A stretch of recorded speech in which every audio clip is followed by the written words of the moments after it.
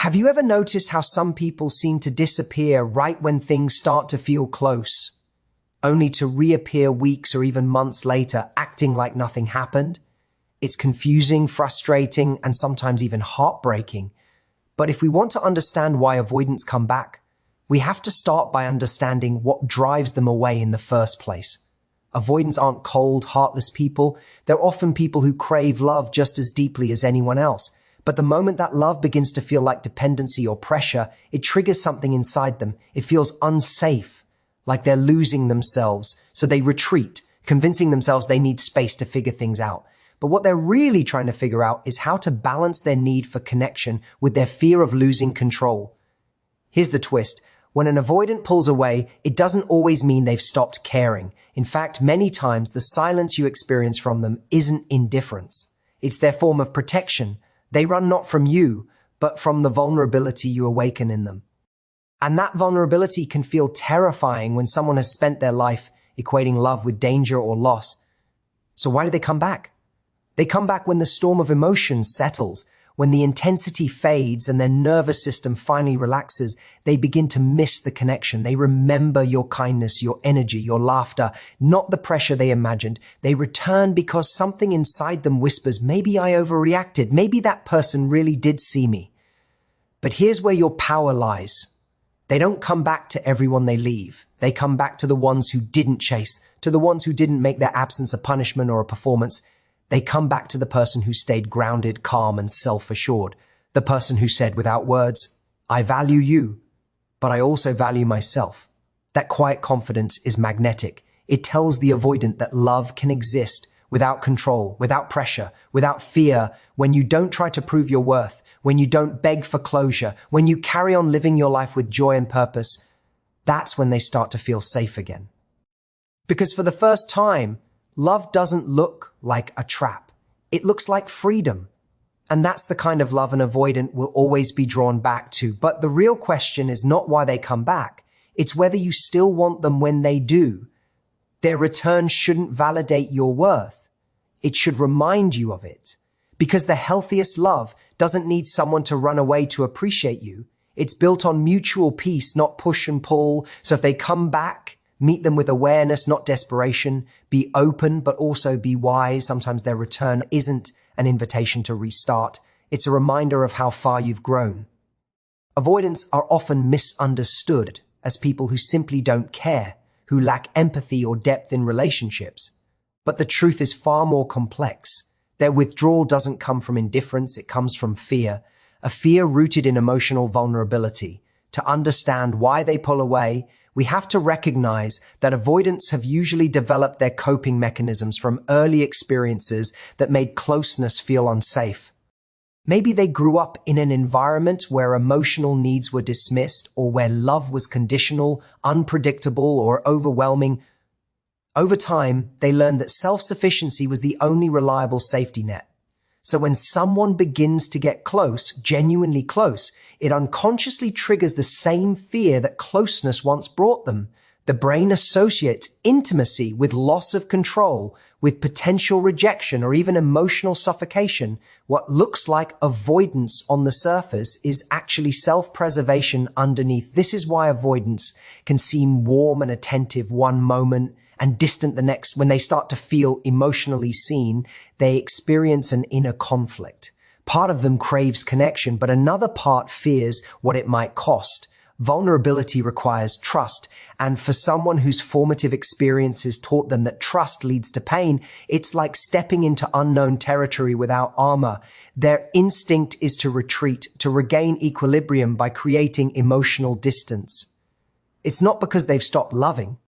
It's because love to them feels like surrendering control, and that surrender is terrifying. The irony is that the very thing avoidants want, love that feels secure, is the thing their behavior often sabotages.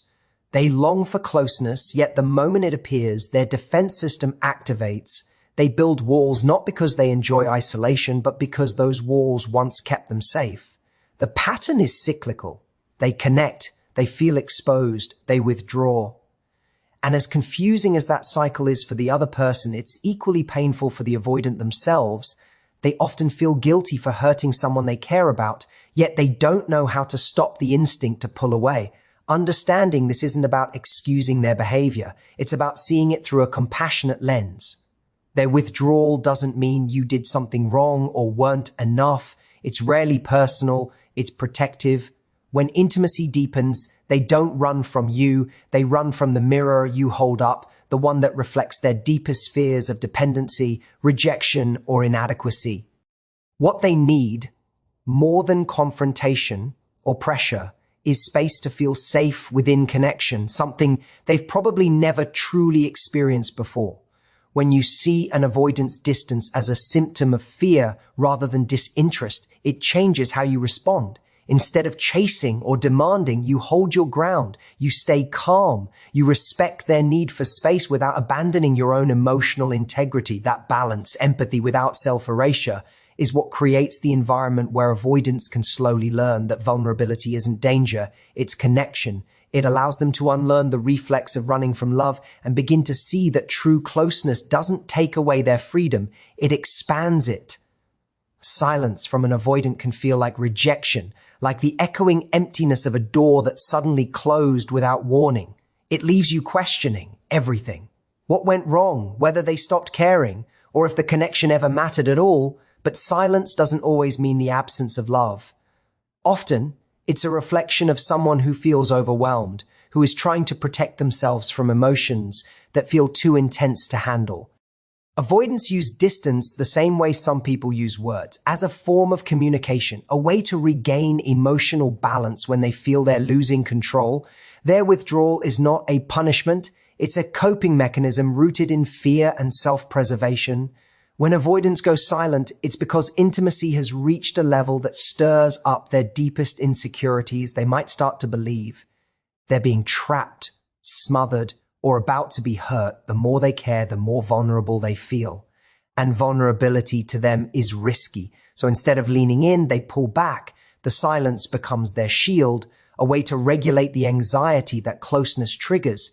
In their minds, stepping away gives them space to think, to breathe, to stop the rising wave of emotion that threatens to drown their sense of independence. They don't always realize that this same silence can feel like abandonment to the person who loves them. It's important to understand that silence can coexist with care. Many avoidants genuinely feel affection, but they express it differently. Where a secure person might reach out for comfort, an avoidant retreats to find it within themselves. Their emotional blueprint tells them that relying on others is dangerous or disappointing. So, in moments of stress or emotional overload, they revert to the one strategy that has always kept them safe: distance. The quiet becomes a familiar refuge, not because they want to hurt you, but because it's the only way they know how to regain a sense of safety for someone on the receiving end.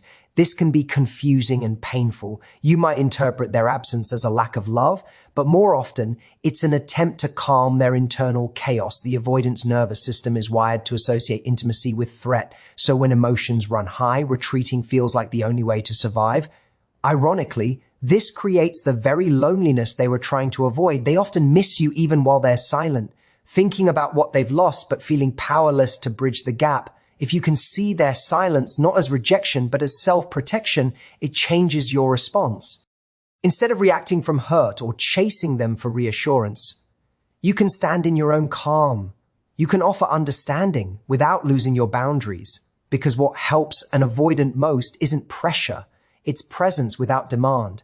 When you stay steady and composed, you show them that connection doesn't have to be overwhelming. Over time, that steadiness becomes the quiet safety they never knew they could have with another person, teaching them that silence doesn't need to be their only language of love. Avoidants often return when the emotional storm within them has finally quieted down.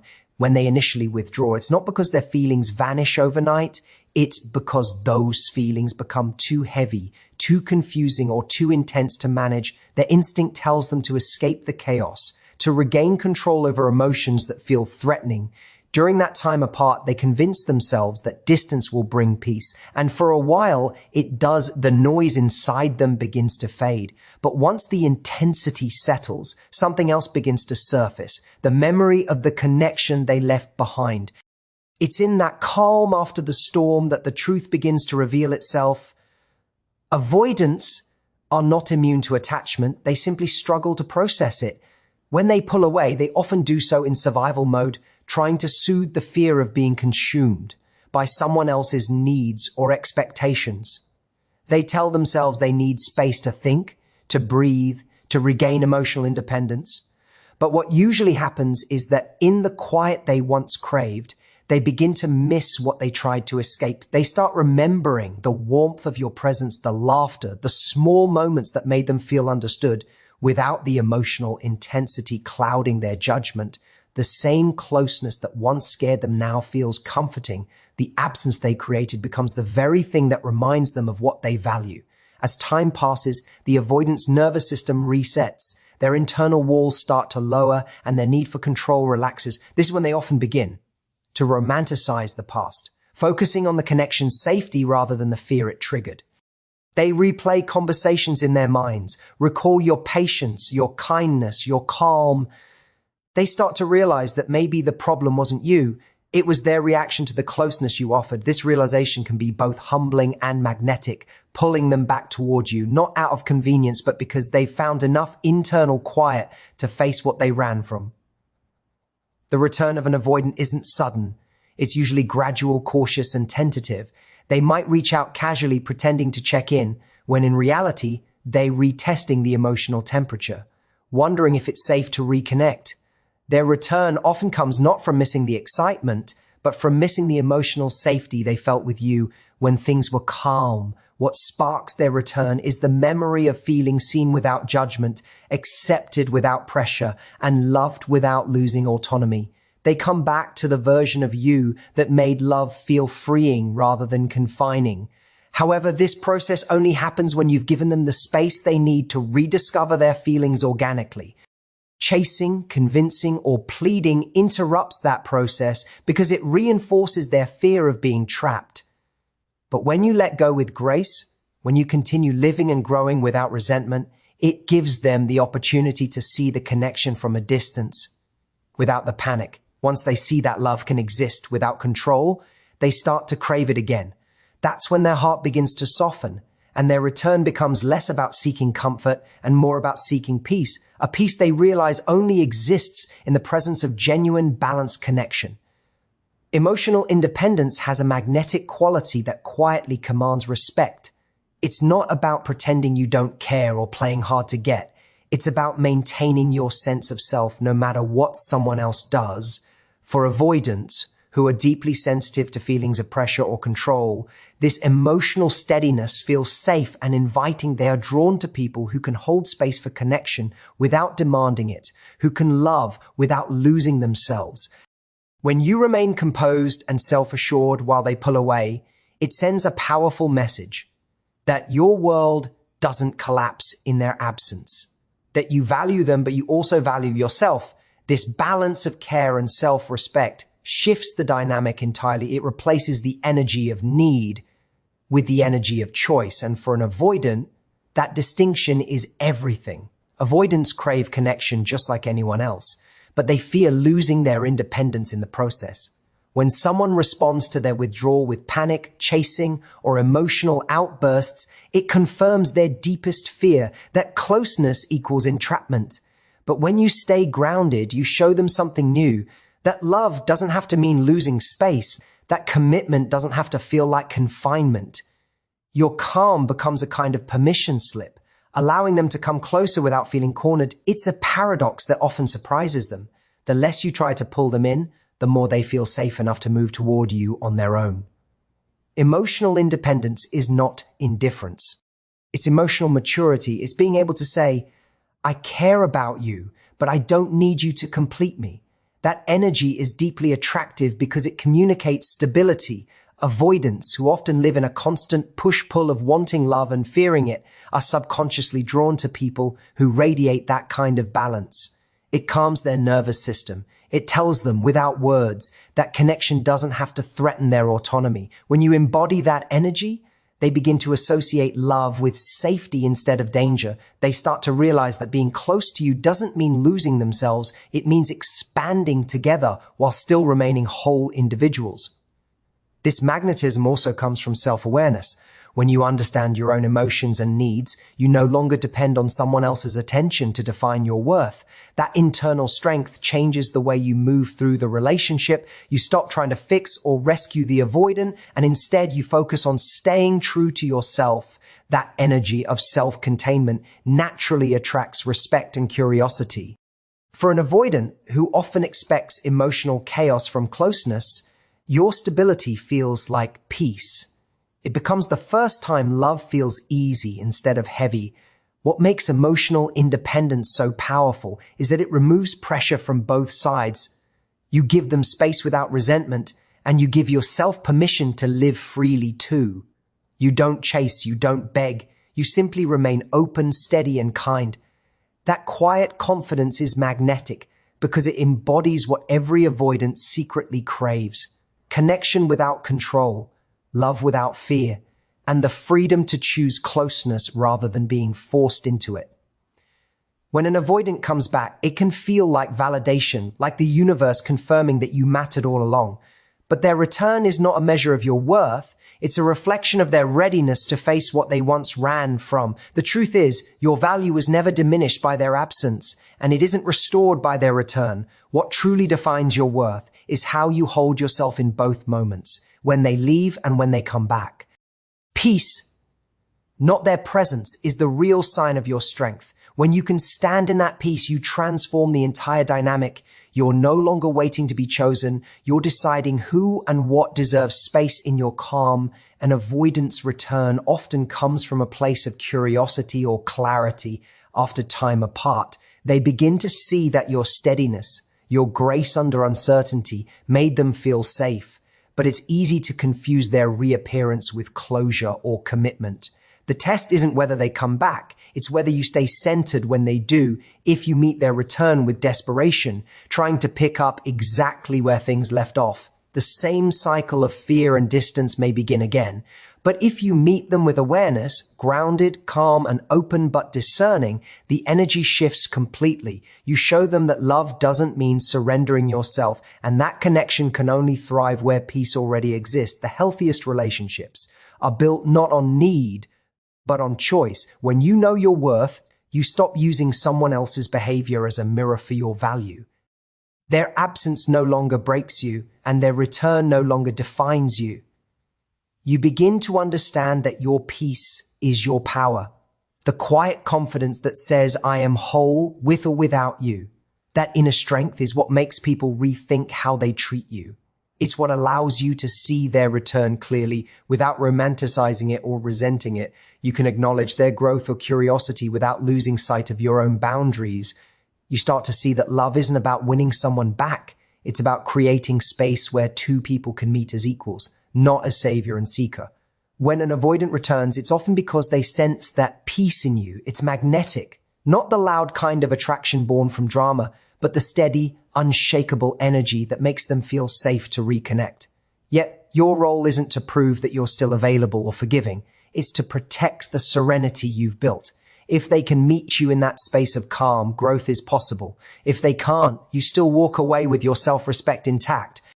Either way, you win, because your healing no longer depends on what they do next. The most powerful realization you can have is that their return is simply a moment, not a verdict. It's a chance to honor how far you've come, to respond from wisdom rather than wounds, and to remember that the love you give yourself will always be the one that lasts longest. In the end, understanding why avoidants come back isn't about predicting someone else's behavior. It's about recognizing your own growth. It's about realizing that love rooted in peace, confidence, and self-respect is what truly draws people back, and more importantly, what allows you to stay whole, regardless of who returns or leaves. Every connection teaches us something about our boundaries, our patience, and our worth. So whether they come back or not, let your calm be your power and your heart remain open but wise. Thank you for listening, for reflecting, and for choosing growth over chaos, because real love begins the moment you choose peace within yourself.